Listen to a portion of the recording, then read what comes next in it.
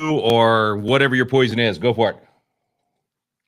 Pour you a drink and come alongside and join me here in the tavern. This is the place where we have those revolutionary discussions in order to figure out what the strategies and tactics are that will help us to save the country. You know, the founders did it in taverns all over the colonies in order to decide how to launch freedom, how to light the torch of freedom.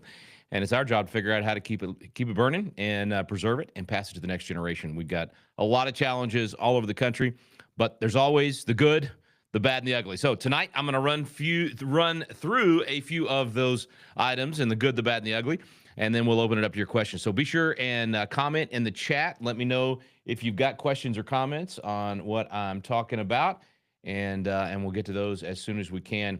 Let's start with I usually do the, even though it's out of order, you know, the good, the bad, and the ugly. So I guess Clint Eastwood would not be proud of me, but I usually do the bad and the ugly because I like to finish on the good. But how about we split the good, because there's two really good stories I want to share tonight. We'll do one of those, then we'll do the bad and the ugly, and then we'll close with a good, and then we'll open it up to your question. So the first good one: Donald Trump, President, the Don, whatever, agrees with me. I think that's good.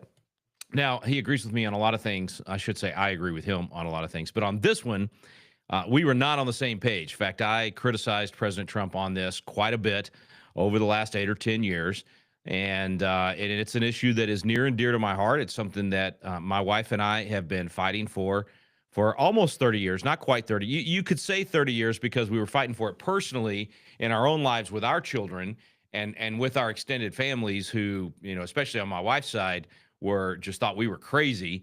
And but then when I got into the legislature, I didn't realize it was going to become such a big issue for me. But it ended up not only being an issue that I spent a lot of my time on, but it is the issue that got me beat. So if you're not familiar with my background, I served in the Texas legislature for 2 terms.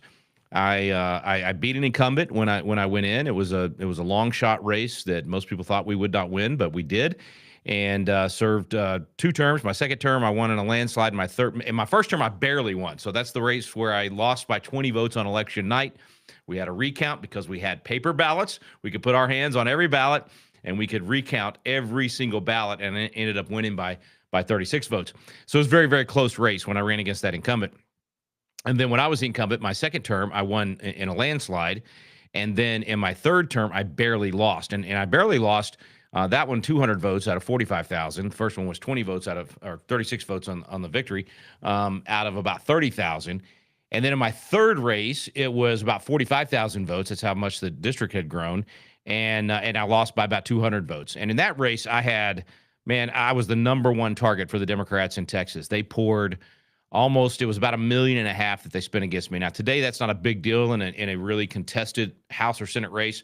But back then, that was ridiculous. I mean, I think we spent about 200,000, and they spent about 1.5 million. So I was outspent big time, and they still barely got me. But part of how they got me was the medical industrial complex came after me in a huge way, to the point of colluding with the district attorney and my opponent's campaign and the entire Democrat Party. I mean, it was a massive deal, and frankly, it was a very much a testing time for me as an individual and for Kara and for our family, because we were constantly in fear of being, you know, perp walked and handcuffed and had all these, you know, criminal accusations and everything else. And it was all because I had gone against the medical industrial complex and saying very simply that parents should have the choice in vaccines, that parents should be able to choose whether or not to get a particular vaccine. I was never an advocate for not getting any vaccines at all. I've never thought that the idea of inoculation was unscientific or wouldn't work. I actually was, as a little kid, had a strain of polio and had to wear braces for, I think I'd have to check with my mom, but I think it was like a year. And, you know, they said I wouldn't ever walk, wouldn't run, wouldn't play sports. I mean, all that kind of stuff. So, I mean, I appreciate the idea of inoculation, and when it works, it's great. And I'm just a simple guy. Science has always been my understanding constantly a questioning and challenging and confirming that you always test and retest, and there's never a settled science issue. That, they claim that claimed it with global warming, now with climate change, which of course the climate is changing, but they claim it with all of these things in order to control our lives and try to get government to do things it should not be doing. And vaccines, that's always been the way I approach that. It was like each and every one, you should question whether or not the cost benefit analysis makes sense. So if you're traveling around the world and you're going into a nation where a particular disease is rampant, and there is good science that a particular vaccine will give you a 90% chance of not getting that virus, and it's a deadly virus or whatever, that's a good cost benefit analysis. I'd say get that vaccine. But if you're looking at a vaccine and they're telling you to inject your 1 day or 2 day old baby with this vaccine, then there better be a major cost benefit analysis where that particular disease or virus or whatever it is deadly, or is going to paralyze them. It's a serious disease that they would get, and there's a likelihood that they're going to get it, not a chance in a million, not even a chance in, again, you do your own cost benefit analysis, chance in 10,000, whatever your breaking point is, where you would say, yeah, okay, it's worth it. I'm gonna do that. And so that was my whole deal when I was in the legislature, was, look, let's just give parents the option instead of forcing them to get these vaccines. Now, when I say force them, the way the government has forced people to get vaccines in America has almost always been not so much we're going to hold you down and inject you, like Alan Dershowitz said they could do to us with the COVID vaccine back when that happened. I had a major disagreement. I went public, literally line by line, refuting Dershowitz's constitutional interpretation of that and the history of that in our country. He was dead wrong on that, and I think actually he sides with us on that now. But the point is, government has typically not done it that way. What they've done is said, well, you can't go to certain places that you should be able to enjoy because your tax dollars are paying for them, a public park or school or whatever it might be, unless you meet all of these vaccine schedules. And that's the way it's been done for decades and decades. The way it was done when I was a child. When I got into college, I remember having to get a bunch of booster shots or else I couldn't stay in college. So when I say government should not be able to force you, that the parents should be able to decide, that basic philosophy is based on parental rights, that the parent is the one that should be making the health and other decisions for their child, not the state, not the government. But it's also based on science. It's based on the fact that one size does not fit all, and that you can't say that a particular injection or medicine or whatever is good for everyone, that everyone should do it. We're different. Our bodies are different. We respond different. Some people have a predisposition, a medical predisposition to have a negative reaction to certain treatments, and therefore they should avoid them, even if that's a risk, because their cost-benefit analysis is different than my cost-benefit analysis or yours. And so it really came down to self-government, freedom, informed parents being able to study those things. And I credit my wife with this. She's the one that is an incredible researcher. She could tell you probably, not probably, I know for a fact, better than most doctors today on many, many, many medical subjects. If you text my wife or call my wife or send her an email and say, hey, I'm dealing with this thing, she can, off the top of her head, tell you the treatments that are out there and the alternatives and what the medical industrial complex is pushing versus what's available, when the medical industrial complex is the right choice. Anyway, she's brilliant at this and does a fantastic job at it. And she did that back when we were in our 20s, and she's having to make these decisions about our kids and what to inject in them, and she's not just going along with the pediatrician or the emergency room. I remember we had, I don't know how many of you have ever had the deal where you're swinging your kid and they get the nurse's elbow where the comes out of socket or whatever it is, and that happened to us so much we figured out Kara could do that herself now instead of having to go to a doctor and do it. Not so much. It happened to two of our kids, but anyway, the first time was with our first child, Trey. And we went in, and when they found out we hadn't done all of the vaccines, people came out of the woodwork to harass us from all over that hospital. I don't remember how many different people came and berated us and tried to make us get all these different vaccines. I think he was about 4 by that time. And so Kara had already done a ton of research on all of these vaccines. And we are not zero. Like there are some that we think for us makes sense. And I'm not going to get into those details.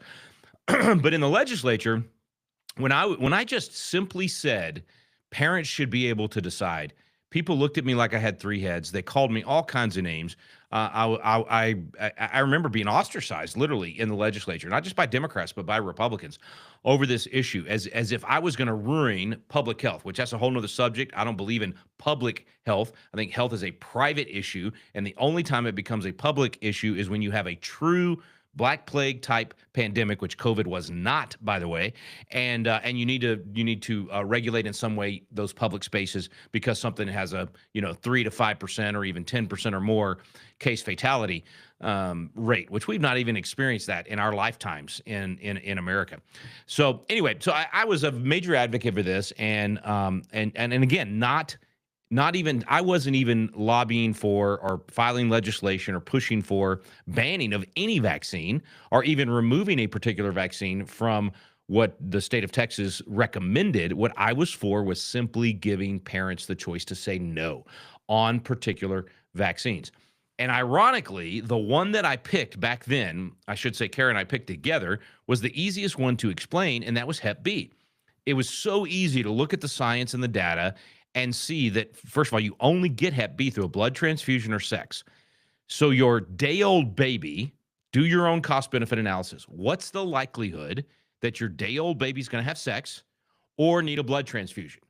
Now, I realize there is a percentage chance, 0.00 whatever, that they might need a blood transfusion. I get that. Okay, so that's what they use to berate parents with is, what if you have an accident, a car accident on the way home, and your baby needs a blood transfusion? Well, okay, you're right. That there's a chance of that. So I'm going to factor that in. I'm going to put that into the equation, and I'm going to look at the data. What's the negative side effects of the Hep B vaccine? Like, what are the chances that something bad happens to my kid based on taking the vaccine? And what are the chances that they could need a blood transfusion? And then if they need a blood transfusion, what are the chances that we get tainted blood and it has Hep B in it? So when you factor all of that into the equation, for us, and frankly, most rational people, your cost-benefit analysis, you're going to plug all that in, and at the end of the day, you're going to say, I'm not giving that to my one-day-old baby. I'm not going to inject this foreign substance into a perfectly healthy baby on this small chance, this one in however many millions, that we're going to have an accident that requires them to get a blood transfusion, and that the blood is going to be tainted, and that they're going to contract Hep B, and that's going to be worse than what could potentially happen to their body if I inject them. Okay, I said it was simple, but that's the thought process.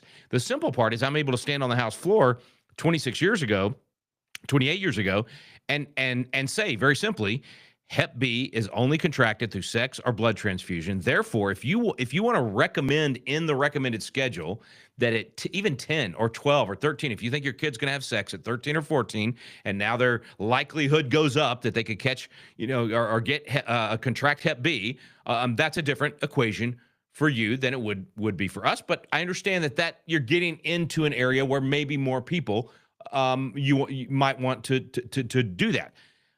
But not us, and not most people, certainly not at 1 day old or 2 day old. All right, so that particular example, 26 years later, has become the focal point and the example for the fight that RFK has been having within Health and Human Services, CDC, all of the medical industrial complex, because it makes so much sense, just like it did for me back then. And believe me, even laying it out and showing that data, I was still ostracized, still. They didn't want to talk about it, and that's why they came after me and ultimately beat me in that third race as a result of that. But here we are, 26 years later, and not only have they removed it from the recommended schedule, and President Trump is now on board. Now, you remember President Trump, for a long time there, he defended vaccines, defended the vaccine schedule, defended the CDC, defended, basically the establishment, essentially saying they know what they're doing, they're the experts, we should take their advice. RFK, on the other hand, has challenged that for 20 years and always been willing to say, let's look at the science, the actual science, not the people that say they are the science, like Anthony Pope Fauci of the COVID cult religion. And so RFK has led the way in D.C. where there are very few people that share my point of view on this, and that take the position of parental rights, freedom, science. That's the position we're on. The other side is on no questioning. You do as we say, totalitarianism, a totalitarian approach from the supposed experts who are getting kickbacks from the pharmaceutical companies, the revolving door in the federal agencies and the pharmaceutical companies, and these people end up going and making millions and millions of dollars. The pharmaceutical companies that control the media in terms of, when I say control, I'm not, I think they control them by simply buying them off, by advertising so much that commentators are afraid to say anything negative. And I will say that even 28 years ago, when I was harping on this stuff, I wasn't anti-farm at all. I was defending the pharmaceutical companies from a free market perspective, and actually for less government involvement in regulating what they could put on the market, because it costs so much to get a drug approved and get it on the market. And by the time you do, the price is so high, and you can get it cheaper in foreign countries and all that. There's a lot of things I was doing to actually defend pharmaceutical companies.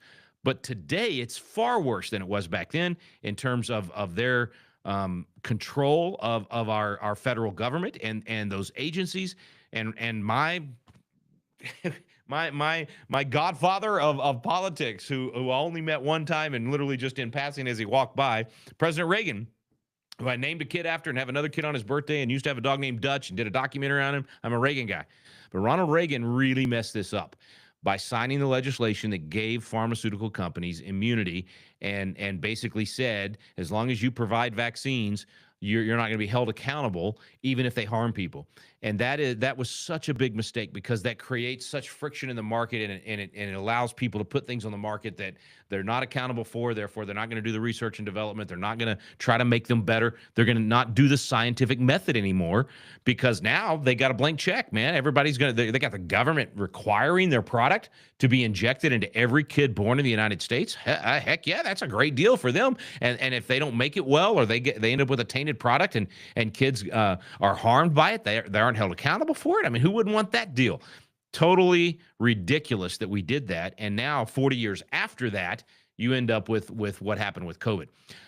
So anyway, so I've been hoping and praying, and we've been pushing on this subject for a long time.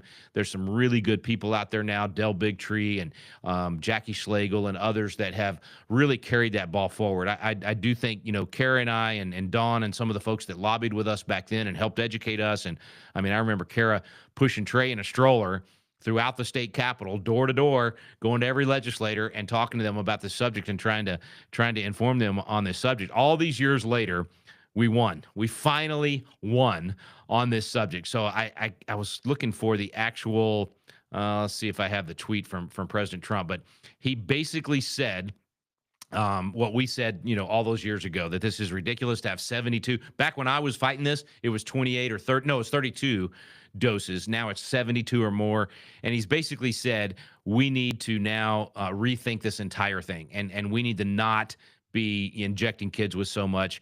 And they've even removed the Hep B vaccine from the schedule. So let me just read what President Trump said, because this is, man, for me, this is a seminal moment. This is one of the most important things that President Trump's done. Today, the CDC Vaccine Committee made a very good decision to end their hepatitis B vaccine recommendation for babies, the vast majority of whom are at no risk of hepatitis B, a disease that is mostly transmitted sexually or through dirty needles.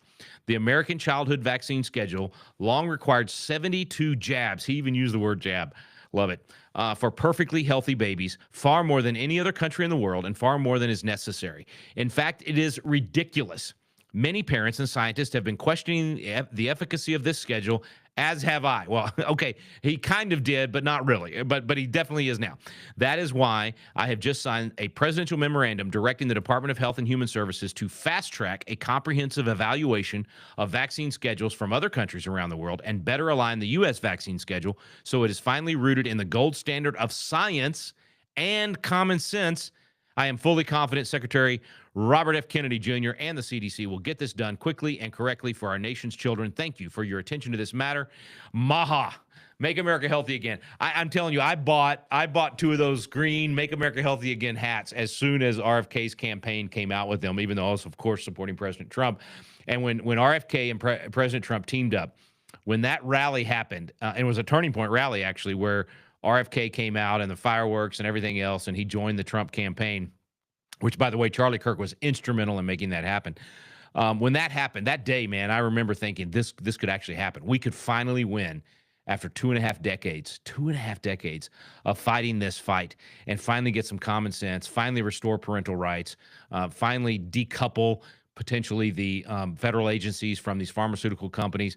This is a big deal, folks. I'm telling you, this is huge. It is a shot across the bow, pun intended. Get it? Shot across the. Okay.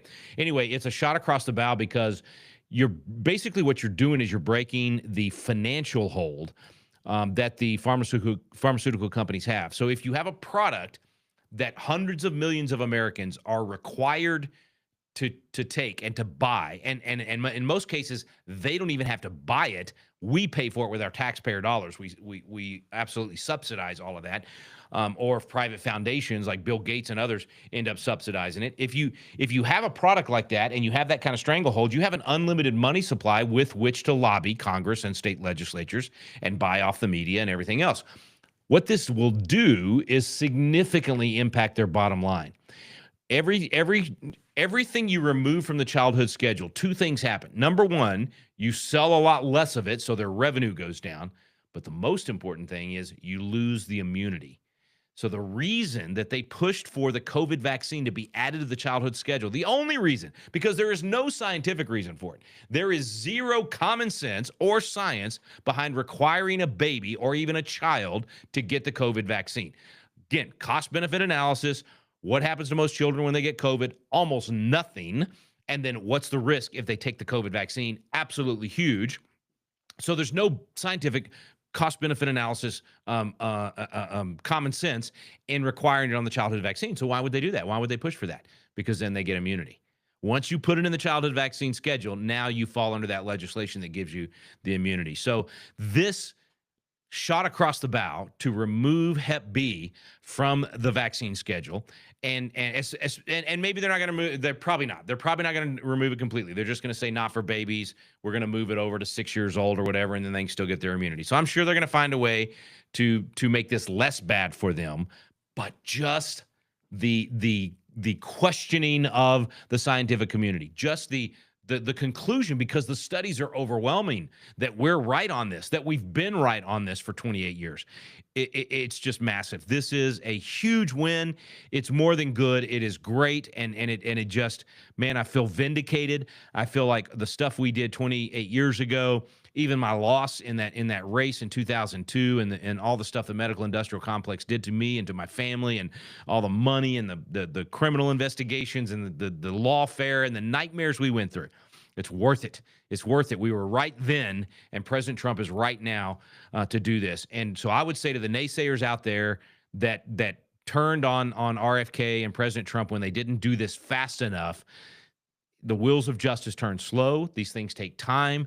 This is so big, man. This is so big. I don't. There are very few people that thought we would get to this point, that this would actually happen, that we would get this kind of a victory in this particular fight, because we have been such a minority. I mean, such a voice in the wilderness trying to get this done.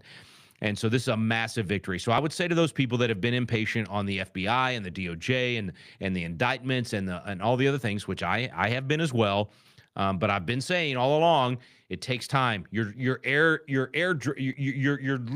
airdropping a handful of people, just a handful of people that are willing to fight against this kind of stuff behind enemy lines in the swampiest swamp of them all, and asking them to get results overnight. And that's impossible. It takes time. RFK has had to fight for this most of his life, and now for a year as the Secretary of Health and Human Services, in less than a year. So really, and I can't remember when he got approved. I think we were into February by the time he got approval. But the point is, it's what, 9 months, maybe 10 months? And we've gotten this kind of a result. And we've had some indictments on the other issues, FBI, DOJ, the intelligence community, some of those things. That's going to take even longer. But we're getting there. I believe we're getting there. Now, I did say if we don't have some of those indictments and we don't see progress after the first of the year, that I'm going to join the chorus of saying, okay, guys, it's time to put up or shut up at this point. It probably is time to fire Pam Bondi and get somebody else in there that can do a better job, but not Dan Bongino and not Kash Patel. Let's give them a little longer. I think they're getting some results, enough for me to say, give them some more leeway. Frankly, Bongino, I'd give the full 4 years probably before I said he's not getting the job done. I have a lot more faith in him than most of the people that have been appointed. Okay, so anyway, that's the first piece of good news, and I took up almost half of our time tonight to do that one. But it's just such a big deal. That one I am very passionate about. Like I said, it's personal. I feel vindicated. It's not just from because that was my position though. It's because I know the stories. I heard the stories over and over again of children that were so harmed by vaccines, and yes, they were in the minority. No, everybody doesn't get harmed by the vaccines, but whatever that percentage is, those parents should have had the choice. They should have had the ability to decide which ones they wanted to do. And so this is just a huge parental rights victory. It's a massive science victory. And frankly, it's a political victory because this is not a popular position at the ivory towers, the cocktails in Washington, cocktail parties in Washington D.C. This is the kind of stuff that Trump and his team are going to hear a lot of backlash on, and it's always a down your nose. I'm the PhD, or I've got all these medical degrees, and I know better than everybody else. And how dare you, a non-doctor, question what I am telling you to do? And their attitude, their arrogance, it's just embarrassing, and it's obnoxious and infuriating. But it's caused most politicians to be unwilling to take on this issue.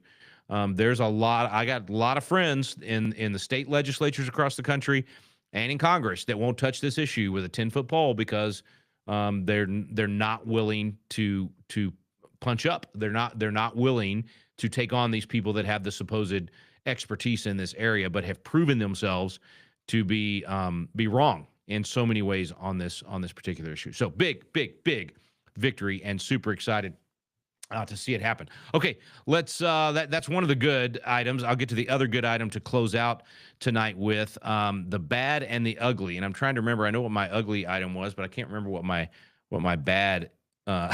Sorry, I didn't make. I put it on Facebook, but if you're watching on X or you're watching on YouTube, you probably don't even have the summary of what we're doing tonight. Here we go. Okay.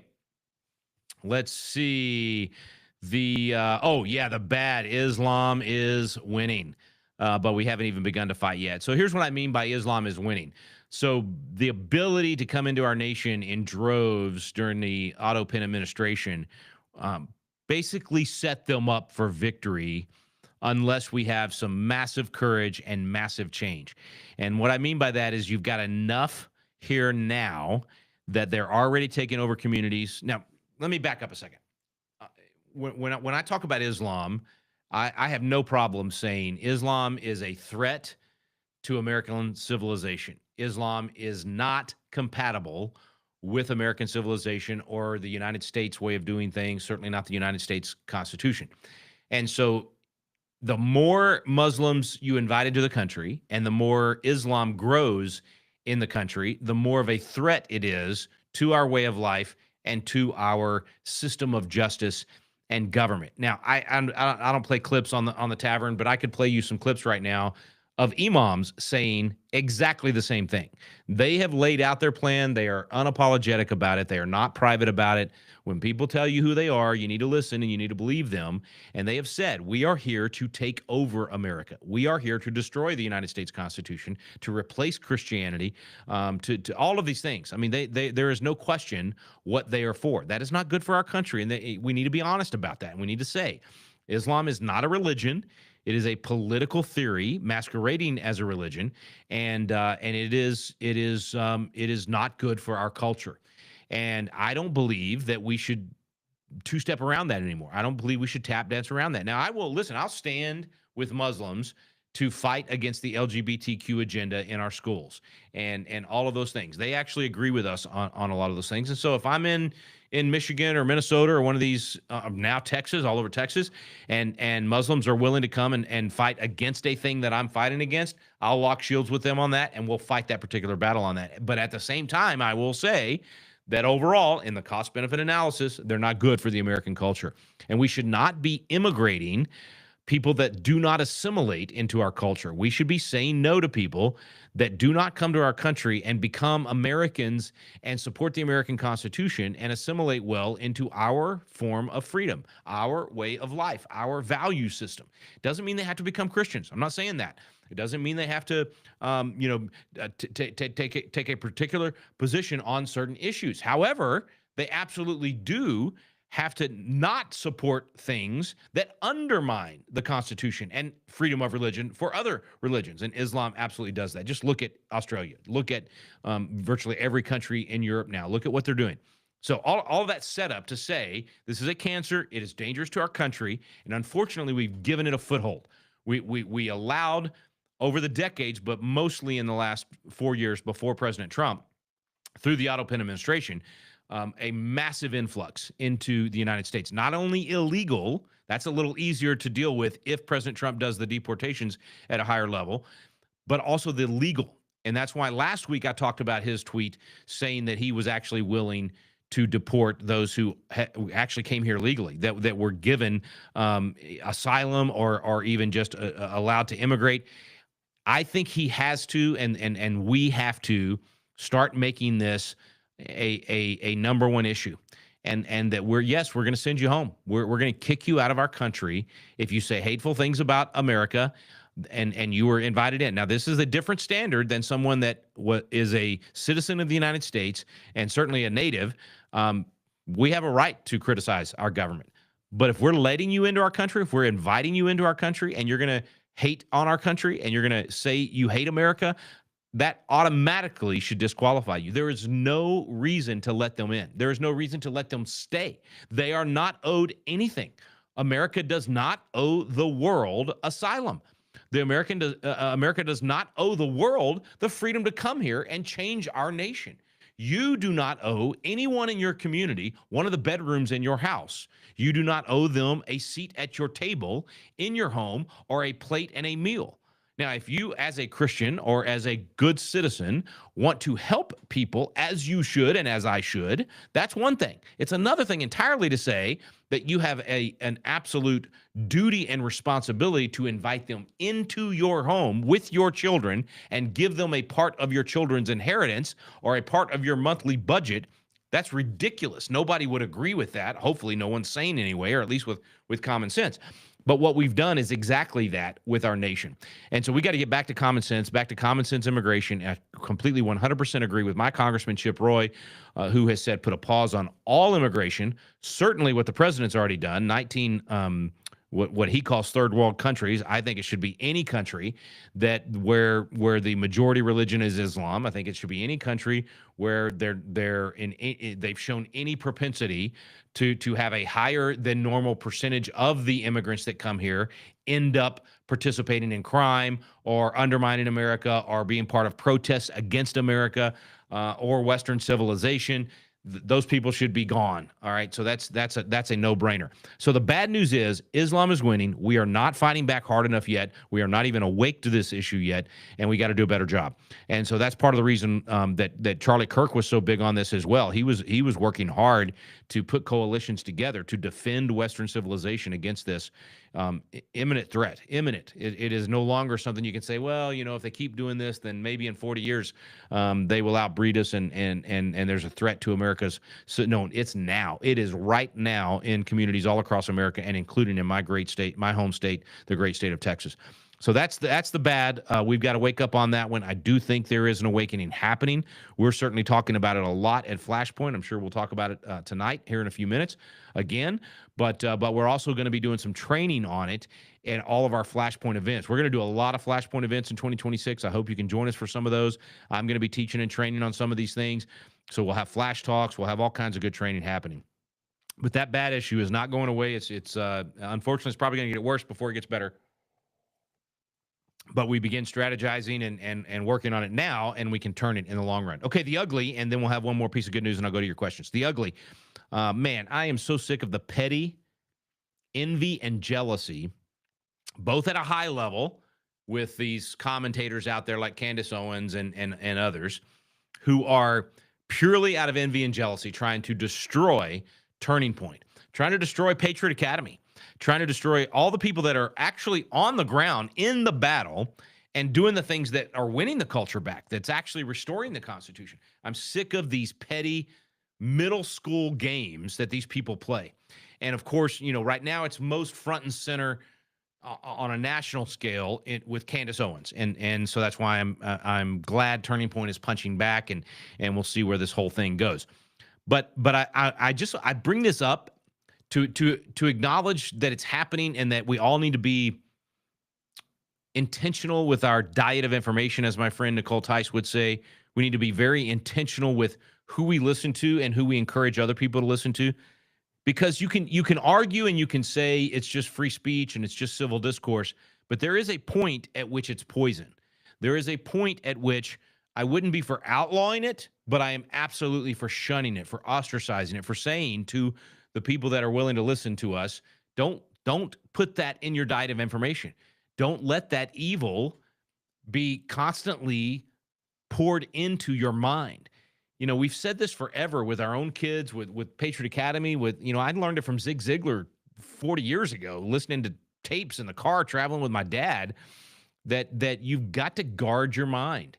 And you have to think about what you're allowing to go into your mind. This is a world where there's so much information coming at us and there's so many options for who to listen to that we have to be discerning, and we have to use some maturity and some wisdom in what we spend our time debating and talking about.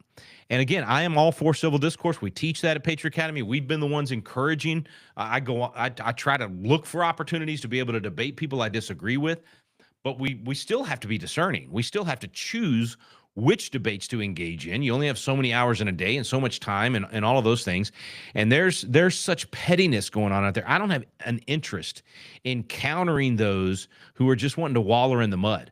I love intellectual discourse. I'm all for spending time debating people I disagree with that want to talk about it from the standpoint of what's best for our civilization and our society. And if you think your idea is better, I'm all for sitting down and listening to your arguments, and then I'll give my arguments and we can discuss those things. But there are some things that are so poisonous that when we encourage them, when we wallow in that mud, the pig loves the mud. And then the rest of us, we just get nasty. And so I'm saying all this to say to you as an individual and to me as an individual, let's try to avoid that. And it's so real at the local level. I experienced this years ago, and now we're experiencing it again where we live. The pettiness of these adults in their 60s and 70s that act like they're still in middle school, that do all of these little petty things to undermine people they disagree with. And I'm on the receiving end of some of this again, like I was 20 years ago. And I got to the point 20 years ago where I was like, I don't care, man. I'm not even going to mess with that petty stuff. And it's true that a prophet hath no honor in his own hometown, and I just accepted that and went on to build a national speaking career and an organization that's having a national impact. But now we're starting to see some of that even here where we are and with the building of Constitution City and Patriot Academy.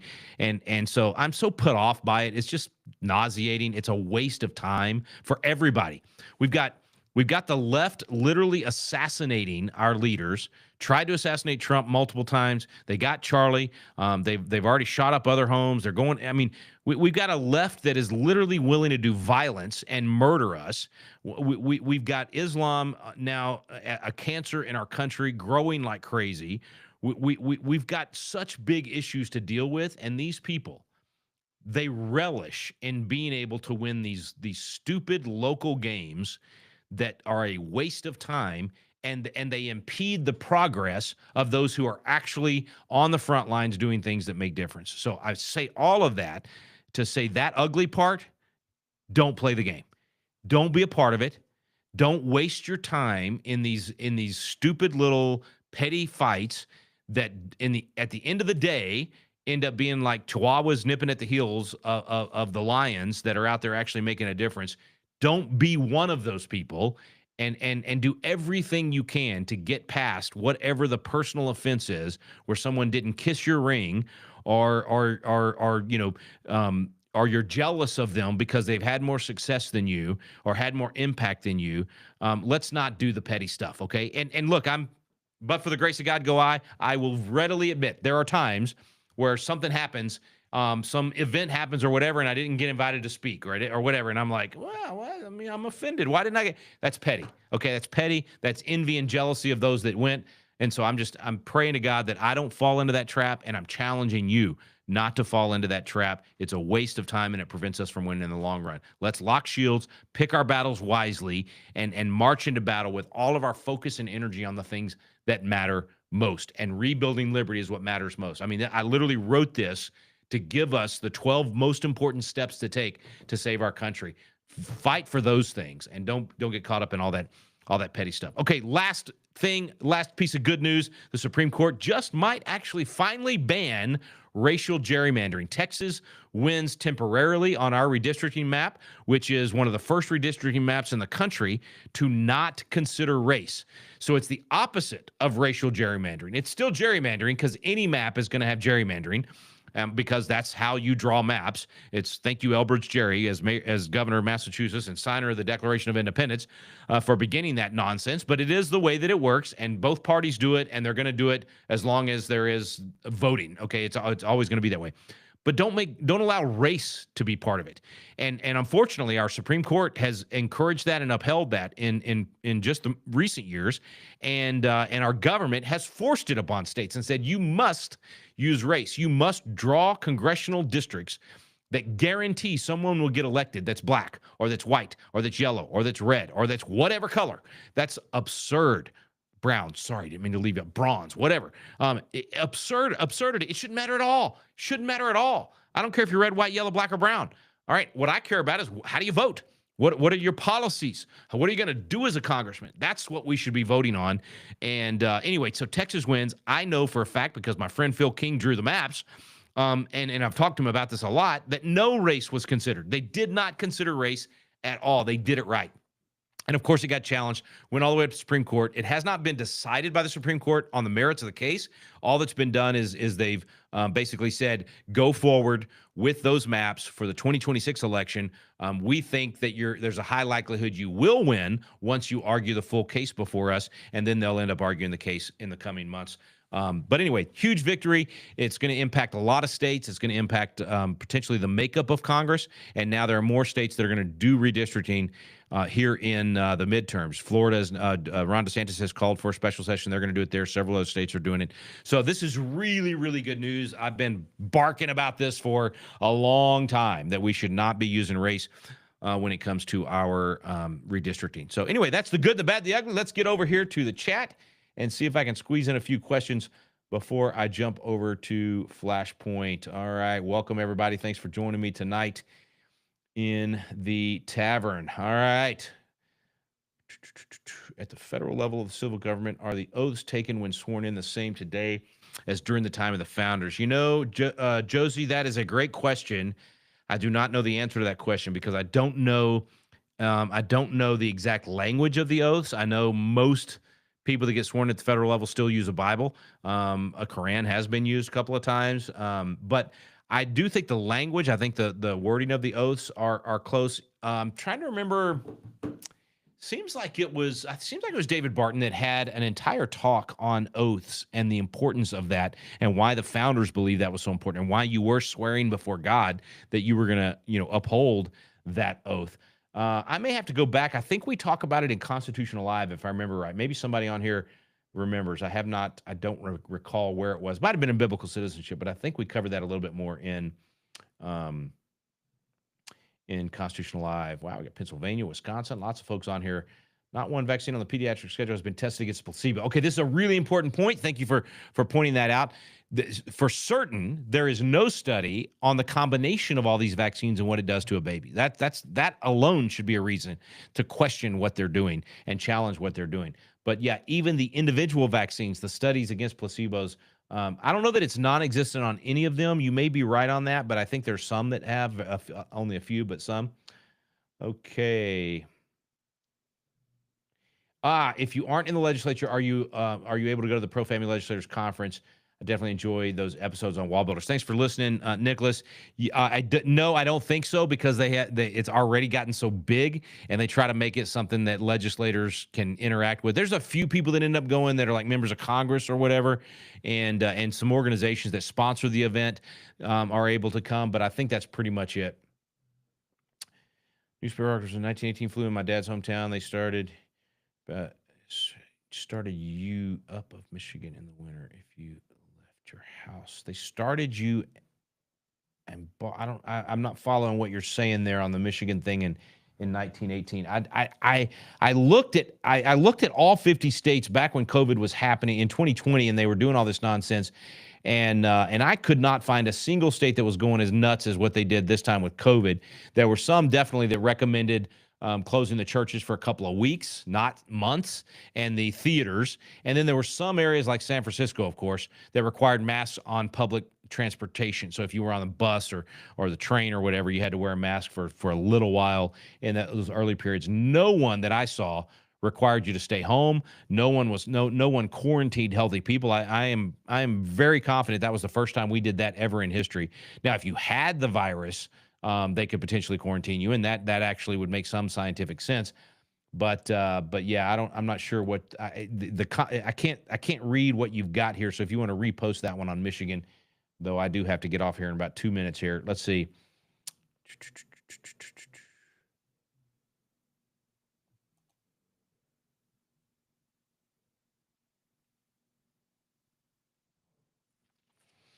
Yeah, I think you're right about Alex. If our people continue to listen to Candace, we're definitely going to lose the midterms, and this split down the middle is already going to make it very, very difficult. It's crazy. That's why we got to put a stop to it.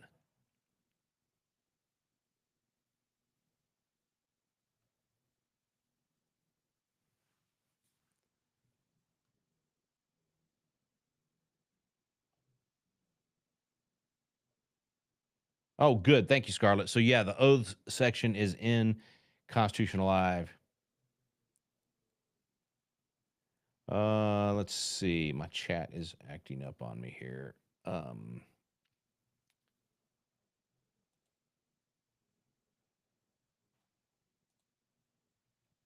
Okay, now I can read it a little better.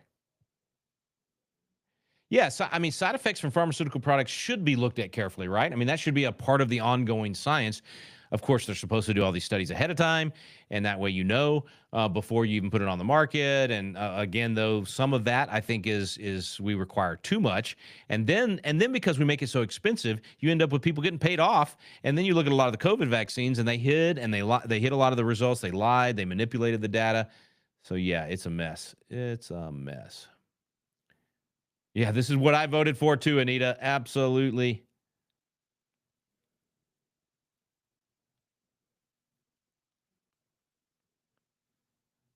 Okay, wait. I'm seeing a lot of people comment on my buddy Wade Womack, but I don't see Wade's comment. I'm trying to find it here. Let's see that they're commenting on.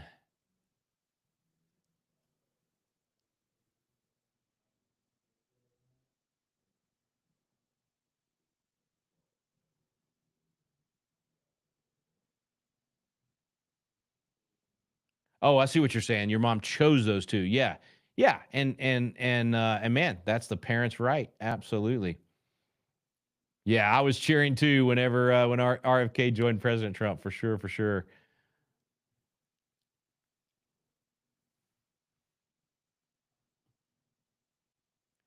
Oh, thank you for defining that better. Functional science and origin science.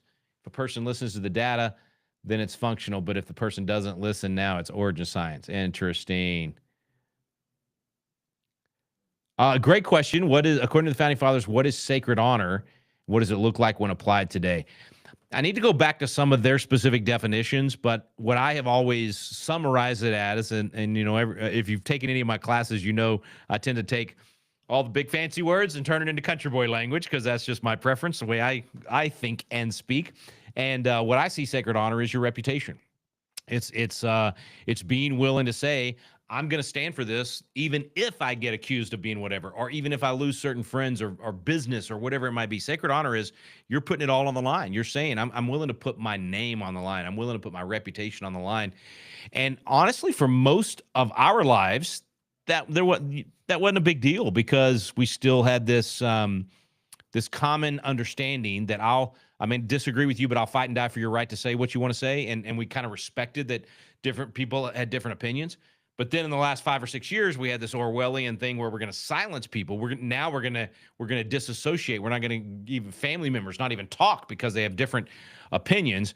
That's incredibly dangerous. But it also then makes you recognize sacred honor means a lot. And in the founding era, if you're signing your lives, fortune, sacred honor, think about for them. There was a major split. You had the Tories and the Whigs, and you had, not most, but it was split. And it was really about 25% that were with Great Britain. They were the Tories, and they didn't want the revolution to happen. 25% that were essentially for the revolution, and 50% in the middle that didn't even really pay attention. But that meant you probably were going to have family members you disagreed with. I mean, there's tons of stories of families that were split on this issue completely. Yes, thank you yes, Don Richardson is exactly who I was talking about. Let's see. Yeah, Dawn was a champ, man. She laid a lot of the groundwork for what we were able to build on. And then Jackie Schlegel took it to a whole nother level in terms of building a coalition here in Texas, for those of you in Texas, and accomplished so much and continues to do that. I love Jackie and what she's done. Okay, folks. I see some more in here, but my team is circling and trying to signal to me to shut up and end my Tavern episode and get ready for Flashpoint. Thank you for all of you that I see a lot of people saying you're praying for Flashpoint and for our family. We greatly, greatly appreciate it.